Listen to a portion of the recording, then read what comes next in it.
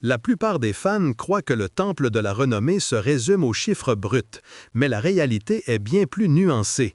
Moins de 2% des joueurs éligibles y accèdent, forçant les électeurs à utiliser des critères d'intégrité vagues qui éclipsent souvent les exploits statistiques les plus impressionnants. Ce paradoxe vient de refaire surface et il met à mal la logique sportive que nous pensions acquise. Bienvenue sur 606 Prime News, l'arène où les débats sportifs les plus brûlants reçoivent le traitement qu'ils méritent, sous le feu des projecteurs. Je suis John Polosi et je suis ravi d'être rejoint par Joel Sherman, Jon Heyman et Mark Feinstein. Messieurs, nous nous attaquons immédiatement à la nouvelle du jour, celle qui fait trembler les fondations de l'élection. Jeff Kent est intronisé au temple de la renommée. Joel, quelles sont vos pensées sur ce scrutin, et plus spécifiquement sur l'élection de Kent? J'avoue que je suis surpris, très sincèrement surpris. Je m'attendais à ce que ce soit plutôt l'année de Don Mattingly, ou peut-être même d'El Murphy, des noms qui résonnent avec une certaine pureté historique que les votants chérissent tant.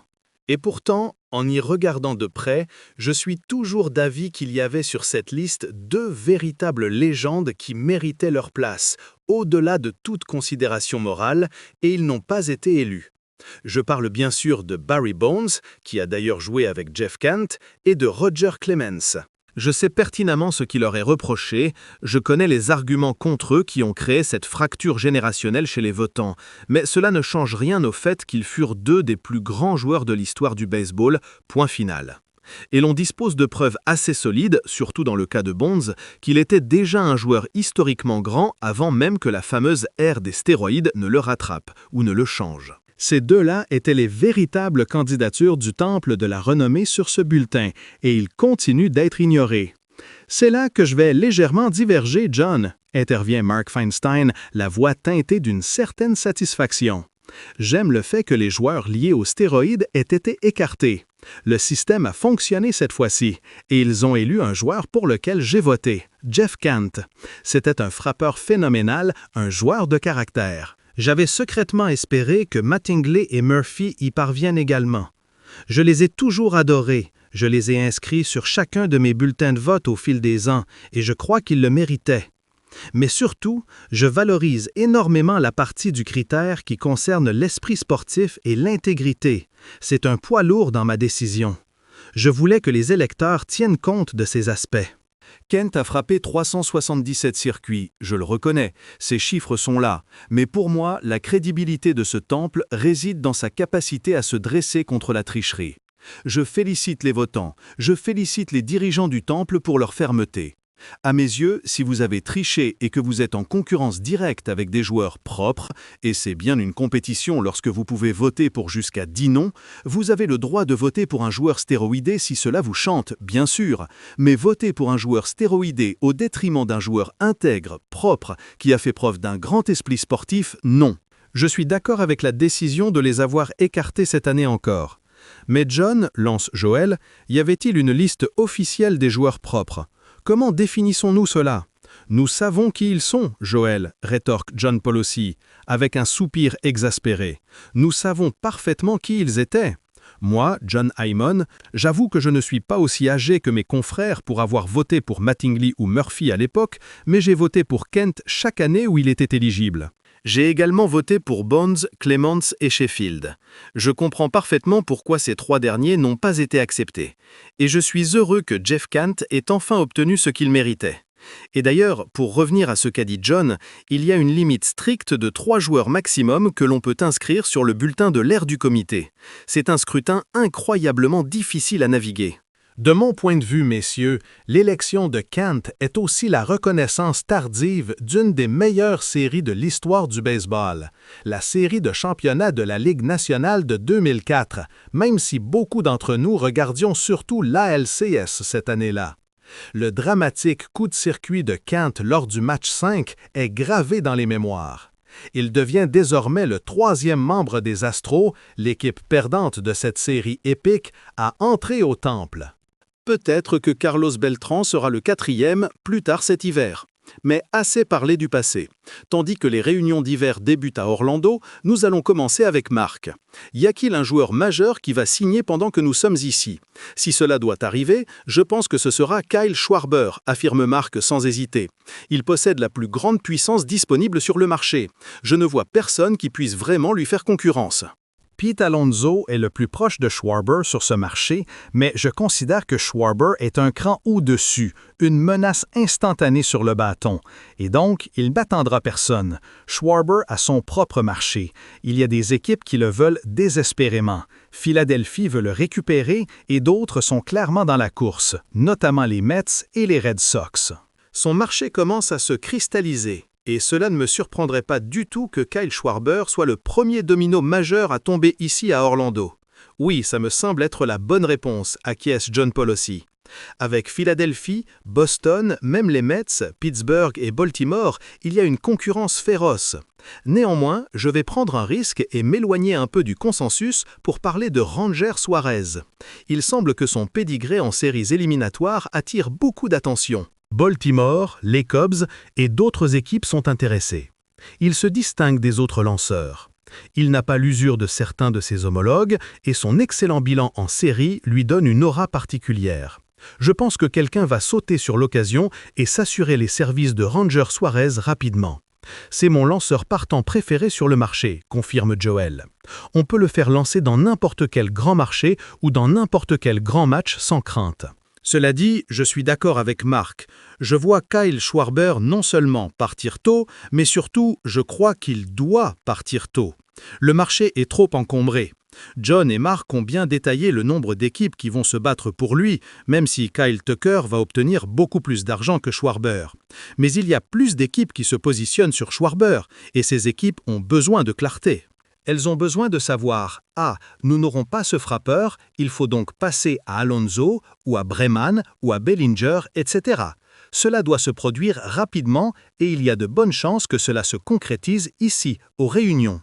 Et pour rebondir sur votre point, Joël, le respect de Kyle Schwarber dans cette industrie est si grand qu'un joueur aussi accompli que Pete Alonso voit son marché lié à la signature de Schwarber. La mienne de mon côté, s'il faut choisir un joueur qui signera rapidement, c'est Framber Valdez, l'homme qui semble légèrement sous-estimé en ce moment. Il a rencontré plusieurs équipes en personne lors des réunions des directeurs généraux, notamment les Orioles de Baltimore, les Giants de San Francisco et les Mets de New York, toutes des équipes qui recherchent encore de l'aide en matière de lanceurs partants à des degrés divers. Un gaucher, comme l'est Ranger Suarez que John mentionnait. Peut-être que c'est Framber qui signera le premier contrat de l'hiver. Maintenant, passons aux échanges, car c'est l'activité des transactions qui a dominé le marché jusqu'à présent cette saison. Joël, quel est le nom que vous surveillez le plus attentivement cette semaine pour un éventuel échange? Écoutez, je ne pense pas que Tarik Skubal sera échangé, mais tant que ce n'est pas officialisé, on ne peut pas ignorer le meilleur lanceur du baseball et voir si l'impensable peut réellement se produire. Si une équipe fait une offre du parrain aux Tigers, c'est possible, parce que je pense qu'à un certain niveau, les dirigeants des Tigers pensent que la bonne chose à faire est de l'échanger, ce que je trouve insensé. S'ils n'ont pas encore compris, ils n'ont pas remporté de championnat depuis 1984. Je tenterai de gagner avec lui, pas sans lui. Mais il est tellement bon. Est-ce que quelqu'un va oser un geste audacieux sur ce marché? Nous parlons de Suarez, que j'adore, mais c'est un gars de 150 manches par saison. Il y a quelques défauts à noter chez Framber Valdez à ce stade. Quelqu'un va-t-il simplement dire « Je suis prêt à déplacer beaucoup de jetons pour Skubal » ? Je ne pense pas que cela arrivera, mais tant qu'il n'a pas lancé le jour d'ouverture avec les Tigers, je vais garder un œil sur lui. Un dirigeant, et pas des moindres, d'une équipe très intelligente m'a confié qu'il croyait que Skubal serait échangé, renchérit Marc. Je ne le crois pas, personnellement. Je pense que les Tigers doivent le garder. C'est une équipe qui a fait les séries 2 années de suite. Ils en ont besoin. Moi, je regarde Freddy Peralta, un candidat très plausible pour un échange. Milwaukee a déjà fait cela par le passé. C'est une équipe intelligente. Ils savent comment opérer. Ils peuvent obtenir quelque chose d'excellent en retour. Ils l'ont fait avec Corbin Burns. Ils ont échangé Josh Hader. Leur base de fans peut accepter ce type de transaction. Je ne pense pas que la base de fans des Tigers accepterait que Skubal soit échangé. Donc, mon candidat, c'est Freddy Peralta, qui pourrait être en mouvement. Skubal et Peralta sont tous les deux sous contrôle pour encore un an avant l'agence libre. Les équipes cherchent des gars contrôlables. Mackenzie Gore, c'est mon homme, insiste John Heyman. Washington est au début d'une reconstruction sous un nouveau directeur exécutif et Gore a encore 2 ans de contrôle. Les équipes sont très intéressées. Et je peux imaginer que Paul Tabon dise « Écoutez, nous allons démolir pour mieux reconstruire. Nous avons de très bons jeunes joueurs autour desquels bâtir. Et Mackenzie Gore a encore 2 ans de contrôle. Profitons-en !» Parce que si l'on regarde Skubal et l'historique des dernières années avec Juan Soto ou Kyle Tucker, les énormes transactions pour ces joueurs se sont conclues juste avant qu'ils ne quittent leurs équipes. Je pense que certaines équipes seront un peu craintives à l'idée de céder un énorme paquet de talents sans certitude de conserver Skubal au-delà d'1 an. Les Nationals, d'ailleurs, ont déjà marqué le coup dans une certaine mesure cet hiver avec l'acquisition de Harry Ford des Mariners de Seattle, Paul Tabon faisant un impact rapide. Moi, je me penche sur le marché des joueurs de champ intérieurs et plus spécifiquement Brandon Donovan et Ketel Marte. Et je pense que nous demandons tous quand Bo Bichette signera. Je crois qu'il signera après qu'un ou 2 de ses joueurs aient été échangés. Pour Bichette, il y a la question de savoir où il va jouer exactement. Ketel Marte et Donovan, messieurs, sont tous deux dans le radar des Mariners de Seattle. Parlons d'une équipe qui veut maintenir son élan. Ils étaient à 9 retraits des séries mondiales. Ils ont re-signé Josh Naylor et peut-être qu'un autre mouvement est à prévoir dans le champ intérieur. Enfin, Marc, nous faisons un dernier tour de table. Quelle est l'équipe sous-estimée que vous surveillez de près cette semaine? Vous venez de le dire, John, les Mariners de Seattle. Ma principale raison est qu'ils ont toujours besoin d'un 3e but. Il y a quelques joueurs disponibles pour eux. Et surtout, Jerry Dipoto peut réaliser 1 ou même 3 échanges ce soir pour ce que nous en savons. C'est sa manière d'opérer. Moi, je vais miser sur les Pirates, annonce Joël. Écoutez, ils semblent avoir de l'argent à dépenser. Ils sont intéressés par Schwarber. Ils sont intéressés par JT Realmuto. Je crois qu'ils pourraient être intéressés par Jeff McNeil dans le cadre d'un échange. Je sais qu'ils sont intéressés par Ketel Marte, même si je ne suis pas sûr qu'il accepte d'y aller. Je crois qu'il a une clause de non-échange. Je pense que les Pirates vont faire des choses. Ils semblent vouloir dire qu'ils sont sérieux. Les Pirates acquiescent John P. Juste parce que je pense que les dirigeants, les cadres supérieurs, sont en difficulté s'ils ne commencent pas à gagner. Et c'est généralement un grand facteur de motivation. Je reste dans la Ligue nationale centrale, les Reds de Cincinnati. Que diriez-vous de cela? Si les Reds parviennent à faire revenir Kyle Schwarber, la fierté de Middleton, Ohio, ce sera le plus grand mouvement qu'ils auront fait en agence libre ou un échange similaire depuis l'acquisition de Ken Griffey Jr. il y a un quart de siècle. Donnez-moi une prédiction audacieuse avant de nous quitter, quelque chose que nous n'avons pas entendu auparavant, ou peut-être aussi. Y croyez-vous? Croyez-vous à votre prédiction audacieuse? J'y crois, répond Marc, le ton catégorique. Quand je parlais de Bo Bichette et des séries mondiales, je ne savais pas qu'il pouvait revenir et être ce joueur, mais il a prouvé sa valeur et m'a fait taire. Et quand je regarde son jeu, je le vois aller aux Red Sox de Boston pour jouer au 2e but. Je ne sais pas ce qui va se passer avec Alex Bregman. Je sais qu'ils ont d'autres options, mais quand on regarde ce que Bichette peut apporter à cette équipe à Fenway, avec le monstre vert devant lui, il peut frapper la balle partout et il joue un très bon 2e but, nous l'avons vu quand il est en forme. C'est ma prédiction audacieuse. Lui aux Red Sox, cela ferait mal aux fans des Blue Jays. Rester dans la division et aller aux Red Sox, c'est audacieux. Puis-je atténuer cette douleur? Ma prédiction audacieuse, c'est Kyle Tucker aux Blue Jays lance Joel. Je pense que c'est un excellent ajustement. Vous me connaissez, j'aime cette combinaison droite-gauche. Vladimir Guerrero Jr. et Kyle Tucker, où Kyle n'a pas à être le joueur alpha dans l'alignement. Voilà, j'aime Bo, mais je prends Kyle Tucker comme un excellent plan B. Vous ne pouvez pas vous permettre Bo si vous obtenez Kyle Tucker, intervient John P. Si vous avez Tucker, vous n'avez pas Bichet. Qui a dit ça? Regardez les Blue Jays de Toronto. Ils ont une masse salariale dans le top 5. Ils ont offert plus de 700 millions de dollars pour Shohei Ohtani, selon les rumeurs. S'ils avaient 700 millions, n'oubliez pas qu'ils avaient aussi Dylan Cease. Eh bien, ma prédiction audacieuse, c'est que si les Reds dépensent de l'argent, ne le donnez à personne avant d'en donner beaucoup à Elly de la Cruz. Je pense que les Reds de Cincinnati vont s'engager avec leur superstar. Une prolongation de 10 ans pour 350 millions de dollars, ce qui sera un contrat incroyablement favorable au club, surtout si l'on considère qu'ils achètent bas après une année qui n'a pas été exceptionnelle pour lui. Elly De La Cruz signe une prolongation à long terme avec les Reds, et je parle jusqu'à ce qu'il ne reste plus que 15 secondes, donc vous ne pouvez même pas répondre. C'est ça, être animateur, mes amis, avoir le dernier mot. Beaucoup d'argent, un excellent meneur de jeu pour ce clip. Mon nom est John. Notre couverture des réunions d'hiver ne s'arrête jamais sur MLB Network.